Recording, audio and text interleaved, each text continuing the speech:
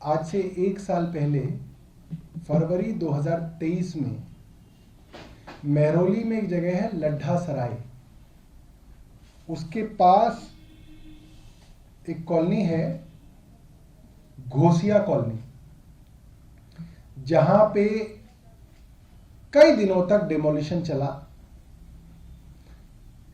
भारत की केंद्र सरकार की एजेंसी डीडीए वहां पे डिमोलिशन कर रही थी। जब आम आदमी पार्टी ने उसका शोर मचाया तो भारतीय जनता पार्टी के कई सांसद मैदान में आए, कई विधायक मैदान में आए और उन्होंने बोला ये हम नहीं, ये दिल्ली सरकार करा रही है। खैर, कॉलोनी के लोग हाईकोर्ट पहुंचे। हाईकोर्ट ने करीब 400 बस्तियों का और वहां पर मौजूद बहुत सारी मल्टी स्टोरी बिल्डिंग्स का डिमोलिशन रोका, स्टे किया। हाईकोर्ट की वजह से स्टे हुआ और हाईकोर्ट ने डीडीए की यानी कि केंद्र सरकार की खिंचाई की कि जो क्लस्टर लिस्टेड क्लस्टर है, आप उसका डिमोलिशन कैसे कर सकते हैं। वो डूसिब यानी कि दिल्ली सरकार के लिस्टेड क्लस्टर्स की सूची में था। उसके बावजूद गैर कानूनी ढंग से भारतीय जनता पार्टी की केंद्र सरकार उसका दिन दहाड़े डिमोलिशन करा रही थी, बुलडोजर चला रही थी। मैं जानना चाहता हूं, भारतीय जनता पार्टी की केंद्र सरकार ने उन अफसरों पर जिन्होंने गैर कानूनी ढंग से लोगों के आशियाने डिमोलिश कर दिए, उन पर क्या कार्रवाई की। अभी तक तो कोई कार्रवाई नहीं की। ये तो कोई अफसर छींक दे तो उसको सस्पेंड कर देते हैं। बात बात पे रोज आप अखबार में देख सकते हैं कि कभी इसका प्रोसिक्यूशन सैंक्शन दिया एसीबी को, कभी इसका दिया, कभी इसका दिया। उन अफसरों के खिलाफ भारतीय जनता पार्टी केंद्र सरकार ने क्या कार्रवाई की? कुछ नहीं की। क्यों नहीं की? क्योंकि इन्हीं का काम कर रहे थे। आम आदमी पार्टी ने शोर मचाया तो एक्सपोज हो गए। इसके बाद इस पूरे साल लगातार दिल्ली के अंदर डिमोलिशंस चल रहे हैं। तुगलकाबाद के अंदर सबको मालूम है, केंद्र सरकार की एएसआई ने करीब 2.5 लाख लोगों को बेघर कर दिया, करीब 1000 से ज्यादा मकानों को ढा दिया। उन लोगों का कोई विस्थापन नहीं किया गया, उनको कोई ऑल्टरनेटिव जगह नहीं दी गई, उन लोगों को कहीं पे रिहेबिलिटेट नहीं किया गया। पिछले 1 साल के अंदर घोसिया कॉलोनी महरौली में, धौला कुआं पे, प्रगति मैदान पे, डीपीएस मथुरा रोड के पास सुंदर नर्सरी, जहां के विधायक हमारे साथ बैठे हैं प्रवीण जी, वहां पे करीब 300 से 400 जेजे क्लस्टर्स को डिमोलिश कर दिया गया। गैर कानूनी तरीके से कर दिया गया क्योंकि वो भी लिस्टेड स्ट्रक्चर था, लिस्टेड क्लस्टर था। वहां पे भी आप बिना विस्थापित किए, बिना उनको वहीं पे जहां जो मोदी जी का वादा है, जहां झुकी वहां मकान, बिना उनको मकान दिए उनको बेघर किया गया। अभी कुछ दिनों पहले अखबार में खबर नहीं छपी क्योंकि अखबार में छापना मना है। जसोला गांव के अंदर करीब 70-80 बस्तियों को 70-80 जेजे क्लस्टर के यूनिट्स को डिमोलिश किया डीडीए ने, केंद्र सरकार की डीडीए ने। कोई विस्थापन नहीं किया गया, कोई रिहेबिलिटेशन नहीं किया गया।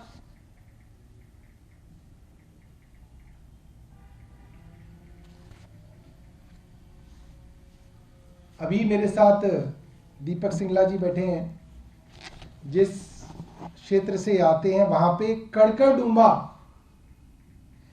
जेजे कैंप को अब से कुछ ही दिनों पहले डिमोलिश किया गया है। डीडीए यानी कि केंद्र सरकार की एजेंसी ने डिमोलिश किया है।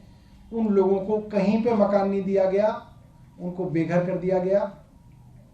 करीब 400 लोग हैं, 80 से 90 झुग्गियां वहां पे डिमोलिश की गई हैं। जब हम आपसे बात कर रहे हैं इस दौरान भी हमें हमारे आदर्श नगर के विधायक ने बताया है, आदर्श नगर के आजादपुर मंडी के पास केंद्र सरकार की डीडीए डिमोलिशन कर रही है। हम ये देख रहे हैं पिछले कुछ सालों से जगह जगह फ्लाईओवर्स के नीचे लोग आ रहे हैं, फुटपाथों पे लोग आ रहे हैं, छोटे छोटे बच्चों को लेके फ्लाईओवरों के नीचे रह रहे हैं। वो लोग कौन हैं? लाखों लोग जो केंद्र सरकार दिल्ली के अंदर बेघर कर रही है, ये वो लोग हैं।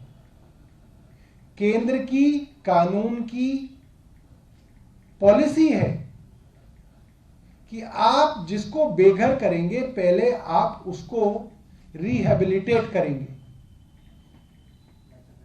आप पहले उनको मकान देंगे, उनको उन मकानों के अंदर बसाएंगे और फिर आप उनकी जे क्लस्टर्स को डिमोलिश कर सकते हैं। मगर इस पॉलिसी को दरकिनार करके लगातार दिल्ली के अंदर डिमोलिशंस का सिलसिला चल रहा है। मेरी भारतीय जनता पार्टी के 7 सांसदों से अपील है और उनसे हमारा प्रश्न है, इन 7 सांसदों को दिल्ली के इन गरीब लोगों ने वोट दी थी। क्या ये सांसद भारतीय जनता पार्टी की केंद्र सरकार द्वारा जो डिमोलिशन हो रहे हैं उसके साथ खड़े हैं? अगर नहीं खड़े हैं तो इनको रोकने के लिए उन्होंने क्या किया? क्या वो डीडीए वाइस चेयरमैन से मिले? क्या उन्होंने डीडीए वाइस चेयरमैन को चिट्ठी लिखी? क्या डिमोलिशन हो रहा था तो कोई एक सांसद कभी उस डिमोलिशन साइट पे पहुंचा? क्या ये सांसद एलजी साहब से मिले? दिल्ली के अंदर जगह जगह डिमोलिशन चल रहे हैं। आज जो मैंने बताई जगह, उसके अलावा दिल्ली के अंदर डिमोलिशन चल रहे हैं। हमारे भारतीय जनता पार्टी के 7 सांसद ये जवाब दें कि वो इन डिमोलिशंस के साथ खड़े हैं या अपनी केंद्र सरकार के साथ खड़े हैं, वो ये बताएं। बहुत बहुत धन्यवाद। इसका समाधान क्या है? आपने अपनी बात कही, कोर्ट से स्टे मिले भी, उसके बाद भी कहा कि आप 4-500 और गिरा दी गई है डीडी द्वारा। समाधान लास्ट इसका सलूशन क्या है? देखिए, समाधान तो नैतिकता ही है। पॉलिटिक्स के अंदर अगर आप कानून को भी नहीं मानेंगे तो एक नैतिकता ही है जिसके आधार पे आपको रुकना चाहिए था। कोर्ट को आप नहीं मान रहे, कानून को आप नहीं मान रहे, डीडीए डूसिव के लिस्टेड क्लस्टर को नहीं मान रही। ये कानून है कि अगर जमीन केंद्र सरकार की है तो उनको नए मकान देने का काम डीडीए का है। अगर वो जमीन दिल्ली सरकार की है तो उनको उजाड़ने से पहले नए मकान देने का काम दिल्ली सरकार का है। मैंने जितनी जगह आपको बता रहा हूं, इसके अंदर डीडीए, एएसआई, एलएनडीओ और रेलवे, ये चारों केंद्र सरकार की एजेंसी हैं, लगातार डिमोलिशन कर रहे हैं। आज से कुछ दिनों पहले मैंने और आतिशी ने एक प्रेस कॉन्फ्रेंस की जिसके अंदर हम दोनों बाकायदा वहां पे गए। सफदरजंग एयरपोर्ट के पास शिव मंदिर कैंप है, वहां पे मैं मीडिया के मित्रों को भी दिखाया कि कैसे एक एक घर के बाहर 2 तरीके के स्टिकर चिपके हुए हैं। एक स्टिकर चिपका हुआ है भगवान राम की जन्मभूमि के अंदर मूर्ति की प्राण प्रतिष्ठा, और उसी घर की दीवार पे एक स्टिकर चिपका हुआ है रेलवे की तरफ से डिमोलिशन नोटिस। ये अजीब बात है कि भारतीय जनता पार्टी का कार्यकर्ता मंदिर का स्टिकर लगाने तो पहुंच गया, मगर उसने उस गरीब के घर पे लगे हुआ डिमोलिशन का जो स्टिकर था उसको नजरअंदाज कर दिया। मैंने मीडिया के मित्रों को दिखाया था कि कमाल है इस देश का। ये जो मौजूदा डेमोलिशन हो रहा है, क्या ये कोर्ट के आदेश पे हो रहा है या एजेंसियां डायरेक्ट कर रही हैं? कोर्ट का तो आदेश मुझे नहीं लगता कि ऐसा कोई है, मेरी जानकारी में कोई कोर्ट का आदेश तो मेरी जानकारी में नहीं है। लेकिन डेमोलेशन को लेके अदालत ने जो टिप्पणी किया, मैं आपको ये भी बता सकता हूं कि कोर्ट्स को भी अक्सर एजेंसियां गुमराह करके झूठे सच्चे ऑर्डर ले रही हैं। कोर्ट के आगे जानकारी नहीं दी जा रही है। भाई अब कोर्ट के आगे कौन जानकारी देगा कि ये क्लस्टर लिस्टेड है नहीं है? सरकार देगी। सरकार के वकील जानकारी को कोर्ट के आगे छुपाकर कोर्ट को गुमराह करके, मैं ये ऑन रिकॉर्ड कह रहा हूं, एज ए यूडी मिनिस्टर मैं आपको कह रहा हूं, सरकार के वकील हाई कोर्ट को गुमराह करके डिमोलिशन के ऑर्डर ले रहे हैं और पकड़े गए हैं ऐसे वकील।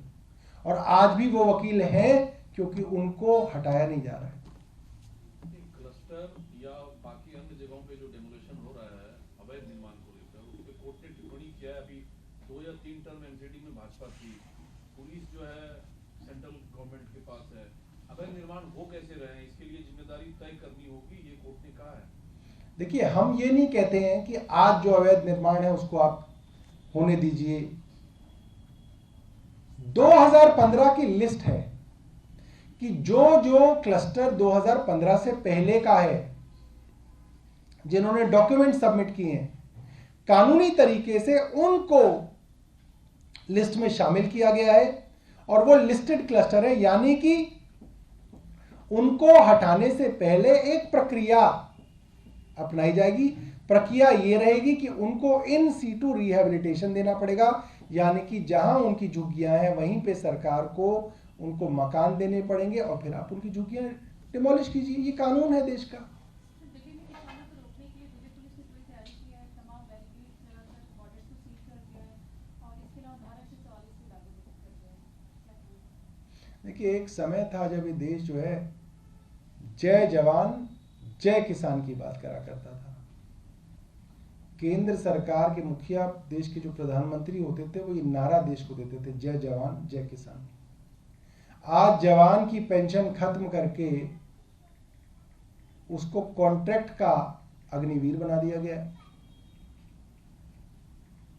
और जो किसान है उसको आज ये हक भी नहीं है कि वो अपनी देश की राजधानी में आके अपनी बात कह सके। तो मुझे लगता है आज तो किसान और जवान दोनों के साथ सरकार नहीं खड़ी। सौरभ, इसके इधर दिल्ली को लेकर अरविंद केजरीवाल ने कहा कि 7 के 7 सीटें लोकसभा की आम आदमी पार्टी जीत रही है, तो उसके क्या मायने हैं? क्या आप ये भी मान के चलिए कि गठबंधन नहीं होगा और आम आदमी पार्टी अकेले चुनाव लड़ेगी? सीएम ने कल ये बयान दिया। देखिए, मैं ये समझता हूं कि लोग भारतीय जनता पार्टी से इतने परेशान हैं कि आज चुनाव हो तो भारतीय जनता पार्टी को आम आदमी पार्टी दिल्ली में हरा के 7 सीटें जीतने की क्षमता रखती है। मुख्यमंत्री जी ये बात कह रहे हैं और ये बात मैं भी कह रहा हूं। आप लोग कांग्रेस से गठबंधन करने को आतुर हैं। कांग्रेस के नेता रोज अपनी पार्टी छोड़कर जा रहे हैं। मुख्यमंत्री जो रहे महाराष्ट्र में, जिनके पिता मुख्यमंत्री रहे, जिनके अध्यक्ष बनने की 2-4 महीने पहले तक कांग्रेस में बातें चलती थी, वो पार्टी से अलविदा कह गए। राज्यसभा का चुनाव सामने है, उनके साथ कुछ विधायक भी जाएंगे, फिर कांग्रेस में राज्यसभा का खेल भी गड़बड़ाएगा। अब देखिए, ये तो कांग्रेस का अपना इंटरनल मामला है, वो अपना घर खुद देखेंगे। ये भी पूछना चाह रहे हैं कि गठबंधन होगा कि नहीं कांग्रेस के साथ? वही सवाल तो वही है। देखिए, चर्चा तो चल रही है। मैं अभी तो आपको प्रेस कॉन्फ्रेंस में इतना ही बता सकता हूँ कि चर्चा चल रही है। Thank you.